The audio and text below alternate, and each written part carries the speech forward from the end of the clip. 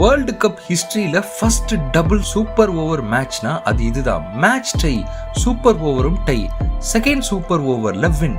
அப்பா, BP tablet demand ஆகிடுச்சா இந்த மேட்ச் பார்த்து.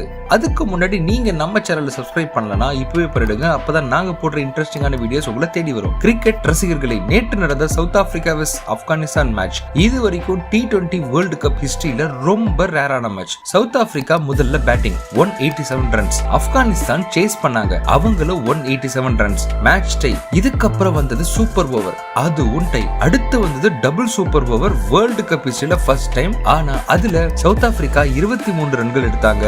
ஆப்கானிஸ்தான் கடைசி வரை ஃபைட் பண்ணியும் 4 ரன்கள் குறைவா எடுத்து இந்த மேட்ச்ல தோல்வி விட்டார்கள். ஆனா இந்த மேட்ச்ல குர்பாஸ் மாஸ் பெர்ஃபார்மன்ஸ் பண்ணிட்டாரு. De Kock and Rickelton partnership தான் மேட்சையே மொத்தமா டர்ன் பண்ணிடுச்சு. சவுத் ஆப்பிரிக்கா 2 சூப்பர் ஓவருக்கு பிறகு 4 ரன்கள் வித்தியாசத்தில் வெற்றி அடைஞ்சாங்க. T20 வேர்ல்டு கப்ல ரேர் த்ரில்லராக ரெக்கார்ட் ஆயிடுச்சு இந்த மேட்ச்.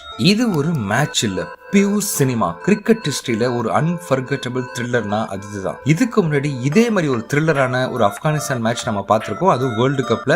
அது என்னன்னு உங்களுக்கு ஞாபகம் இருந்தா கமெண்ட்ல தெரிவிங்க.